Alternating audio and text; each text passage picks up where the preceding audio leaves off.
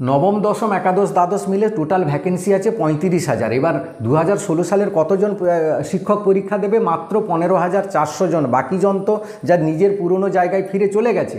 এবার বাকি কত থাকলো? 20,300। এই 20,300 তোমার জন্য কিন্তু বড় একটা খোলার মাঠ পড়ে রয়েছে। শুধু 20,300 নয়, দেখো 2016 সালের যে 15,400 শিক্ষক পরীক্ষা দেবে তারাই সবাই রিটিনে পাস করে যাবে মনে হয়? তারা কি পড়াশোনার মধ্যে আছে? তারা তো স্কুলে অন্য জিনিস পড়াচ্ছে আর বাড়িতে ফ্যামিলির কাজে ব্যস্ত। তুমিই তো একমাত্র পড়াশোনার মধ্যে রয়েছো। তাই এই 20,300 শুধু খোলা মাঠ নয়, তার সঙ্গে 15,400 মাঠেও তুমি ঢুকে রয়েছো। তাই চাকরিটা তো তোমার পাওয়া উচিত আগে। তুমি সেই নিজের জায়গাটা যুদ্ধের আগে ছেড়ে দিচ্ছ কেন? Welcome back to another new video in ST bio. দেখো, গতকাল সুপ্রিম কোর্টের রায়ে বিশেষ করে নতুনরা যারা রয়েছে তারা কিন্তু হতাশায় ভুগছো। অনেকেই কমেন্ট করেছো যে আমি আর কাল থেকে পড়বো না, পড়ে লাভ নেই, আমার চাকরি হবে না। হতাশাটা হওয়াই স্বাভাবিক। মেনলি হতাশাটা হচ্ছে 10 নাম্বার টিচিং এক্সপিরিয়েন্সের জন্য।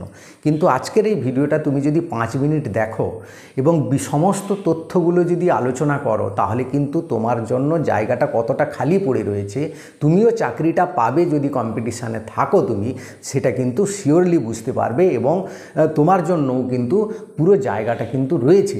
এরকম সব কিছুই চলে যায়নি এখনও হাত থেকে। তাই হতাশায় ফিরে গেলে হবে না, এই যুদ্ধটা লড়তে হবে। কারণ মনে রাখবে, এটা হচ্ছে তোমার জীবনের শেষ এসএসসি। আর এসএসসি হবে না, কারণ একটা এসএসসি হতে 7 থেকে 10 বছর সময় লাগছে। এর পরের বিধানসভায় আগে যখন এসএসসি একটা নোটিফিকেশান বেরোবে, আবার একটা কেস হবে, সেটা হয়তো পরের বিধানসভার আগে হবে। তাই তোমার এজ আর থাকবে না। তাই 2016 সালে যারা পরীক্ষায় বসছিল তারা তো 80% বসতেই পারবে না, কারণ তাদের আর এজ নেই। তো এই জায়গাগুলো দেখো, তথ্যগুলো 5 মিনিট শোনো, তারপর আমাকে বলবে। দেখো, কোন তথ্যগুলো তোমাকে জানতে হবে, দিলে তুমি বুঝতে পারবে যে তোমার জন্য জায়গা আছে কি নেই। অ্যাকচুয়াল টিচার কতজন রয়েছে পরীক্ষা দেবে, ভ্যাকেন্সি সিট কতটা তোমার জন্য রয়েছে, এজ রিল্যাক্সেশন কারা অ্যাকচুয়ালি পাবে কারা পাবে না, তার জন্য ভ্যাকেন্সি তোমার জন্য কম্পিটিটার্স কত কমছেও তুমি বুঝতে পারবে। 10, 11, 12 সালের কতজন টিচার আছে যারা পরীক্ষায় বসতে পারবে, কতজন টিচার বসতে পারবে না, তার হিসেবটা শুনলেও তুমি কিন্তু চমকে যাবে। ফর্মে ভুল রয়েছে কত ফর্ম বাদ যেতে পারে, সেটাও কিন্তু একটা বড় ফ্যাক্টর রয়েছে। এবার দেখো, ভাইভা এক্সপিরিয়েন্স ডেমো, এই যে 30 নাম্বার রয়েছে, এই 30 নাম্বার নিয়ে তো তোমার চিন্তা। এই 30 নাম্বারে তুমি কত পাবে, তুমি মিনিমাম কত পেলে তোমার চাকরিটা বাঁধা হবে, সেটাও আলোচনা করব। এখন দেখো, সুপ্রিম কোর্টে বলে দিয়েছে যে কোনো আর এসএসসির গেজেটের ব্যাপারে ইন্টারফেয়ার করা যাবে না। তাহলে ইন্টারফেয়ার করা যাবে না, তো ধরে নিতে হবে 7 তারিখ আর 14 সেপ্টেম্বর পরীক্ষা হচ্ছে। সেই পরীক্ষা হবে ধরেই তোমাকে কিন্তু পড়তে হবে, না হলে কিন্তু হবে না। আর কোনো কেস হবে না। এবং বাকি যা রিক্রুটমেন্ট হবে, যে যাই বলুক, দেখো যেহেতু হাইকোর্ট এবং সুপ্রিম কোর্টের আন্ডারে হচ্ছে, এবং এটা একটা ফ্রেশ ভালো রিক্রুটমেন্ট হবে বলে আশা করা যেতেই পারে। এবার এডিট অপশান অ্যাকচুয়ালি কবে আসবে এবং তোমার টার্গেট কত থাকা উচিত রিটিনে, দিলে তুমি চাকরিটা পেতে পারবে, সেই বিষয়গুলো নিয়ে খালি 5 মিনিটটা শুনে নাও। দেখো, অ্যাকচুয়াল টিচার কতজন আছে। দেখো, তোমার জন্য ভ্যাকেন্সি রয়েছে নবম দশম একাদশ দ্বাদশ মিলে 35,000 টোটাল ভ্যাকেন্সি রয়েছে। 2016 সালে কতজন টিচার পরীক্ষা দেবে? 15,400 জন। বাকি যে 17,000 টোটাল ছিল প্লাস সিট, বাকিরা টিচাররা কিন্তু যে যার পুরনো স্কুলে ফিরে গেছে, কেউ ব্যাংকে, কেউ রেল থেকে যারা এসেছিলো তারা কিন্তু ফিরে গেছে, কারণ চাকরি বাঁচানোর তাগিদায়। এবার দেখো, তোমার জন্য কিন্তু মাঠ পড়ে রয়েছে 20,300, এখনও পুরো খালি মাঠ। এবার দেখো, 2016 সালে টিচাররা যারা পরীক্ষা দেবে তারা পরীক্ষায় বেশি নাম্বার পেয়ে যাবে, তুমি পাবে না, তাই তো? এটা কখনো হতে পারে? কারণ পড়াশোনার মধ্যে তুমি আছো, তারা কিন্তু নেই। তারা স্কুলে তো অন্য জিনিস পড়ায়, আমাদের স্কুলের সিলেবাসের সাথে এসএসসির সিলেবাসের একটুও সম্পর্ক নেই। তো তোমার জন্য তো জায়গাটা আরও বড়, তুমি তো এর সিটটা বুক করবে, কারণ 10 নাম্বার টিচিং হাই এক্সপিরিয়েন্সের 10 নাম্বার, সেটাতে পরে আসছি, দিলে বুঝতে পারবে।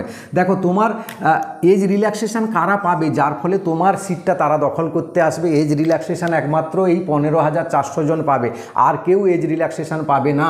তার মানে 2016 সালের যারা পরীক্ষার্থী পরীক্ষা দিয়েছিল, যারা ওয়েটিং লিস্টে আছে বা যারা রাস্তায় বসে আছে পরীক্ষা দেবে বলে, তারা কিন্তু এজ রিল্যাক্সেশন পাবে না। তাই তারা আর রাস্তায় বসবে না, সুপ্রিম কোর্টের অর্ডার অনুযায়ী তাদের বসতে হবে না, কারণ তারা পরীক্ষাই বসতে পারবে না, ফর্মটাই ফিল আপ করতে পারবে না। কারণ 16 থেকে 25 10 বছর হয়ে গেছে, বহু ছেলের মানে 80% ছেলে মেয়ের এজটা 40 পেরিয়ে গেছে। আর তারা পরীক্ষায় বসতে পারবে না। এবার দেখো আরেকটি ভয় পাচ্ছ অনেকে যে 2010, 11, 12 সালে কতজন টিচার যারা টিচার রয়েছে তারা পরীক্ষায় বসতে পারবে। 2010 সালে যারা পরীক্ষা দিয়েছিল তারা এমনি 35 সাল হয়ে গেছিলো বা 35 বছর 30 বছর হয়ে গেছিলো। এবার এই 15 বছর 10 থেকে 15 বছরে তারা আর পরীক্ষা দেওয়ার মতো জায়গায় আছে বলো? বা 11, 12 সালের যারা টিচার রয়েছে বা যারা আপার প্রাইমারি থেকে হাই স্কুলে আসার চেষ্টা করছে, এবার নবম, দশম, একাদশ, দ্বাদশে যাওয়ার চেষ্টা করছে, তারা পরীক্ষায় বসবে না। কারণ এই যে 2016 প্যানেলে যেটা হচ্ছে 25-এ, সেটা একটা জটিল প্রক্রিয়া চলছে। কে নিজের পাকা হাতের চাকরিটা ছেড়ে দিয়ে এই 25-এর ভ্যাকেন্সিতে জয়েন করবে বলো? কেউ করবে? কেউ করতে চাইবে না। কারণ এটা এই জটিল প্রক্রিয়া, কি হবে, আবার চাকরি চলে যাবে, এই নিয়ে তারা কেউ ফর্ম ফিল আপ করবে না। আমি তো আমার স্কুলের টিচারদের দেখছি কজন, একজনও নেই। এই সালের যারা এসেছিল তারা একজনও, তাদের কারোর এজ নেই। এবং আরও 20-25টা স্কুলের শিক্ষকদের চিনি যাদের যাতায়াতের সময় দেখা হয়, কথা হয়, কেউ কিন্তু বসতে চাইছে না। যাদের একটু একটু বয়স আছে, সেটা হয়তো 10% বা 5% যারা পেয়েছিল তাদের মধ্যে 5%-এর বয়স হয়তো আছে, তারা কিন্তু বসতে চাইছে না। তাই কিন্তু জায়গাটা তোমার ফাঁকা রয়েছে, কম্পিটিশান বেশি নেই। এবার দেখো যেটা শোনা যাচ্ছে এসএসসির হেল্প ডেস্ক থেকে, বলছে প্রায় 50,000 মতো ফর্মে ভুল আছে। তাহলে এডিট অপশান কবে আসবে? আমি বলেছিলাম এডিট অপশান 2-1 দিনের মধ্যেই আসবে। তো অনেকে বলছে এডিট অপশান নাও আসতে পারে, এটা হতে পারে না, কারণ এডিট ভুল কিন্তু এই 15,400 জনের মধ্যেও ভুল আছে। তাই এসএসসি তো চাইছে এই 15,400 জনকে নিতে। এই এসএসসিকে আমি লাস্ট 18-19 বছর ধরে চিনি, তাই তুমি বলেছিলাম বহুবার যে এসএসসি যা করবে সেটা কিন্তু ভেবেচিন্তে করবে এবারে, হ্যাঁ, এটা মনে রাখবে। এবার দেখো ভাইবা এক্সপিরিয়েন্স ডেমো নিয়ে তুমি 30 নাম্বার তোমার হাতে রয়েছে, তাই তো? কিন্তু 10 নাম্বার টিচাররা পেয়ে যাচ্ছে, তো পাক না, তারা তো এই সিটটা বুক করছে, তারা 10 নাম্বার পাচ্ছে। কিন্তু রিটিনে তো তোমার থেকে সে বেশি পাবে না, কারণ রিটিনে পড়ার মধ্যে তুমি রয়েছো।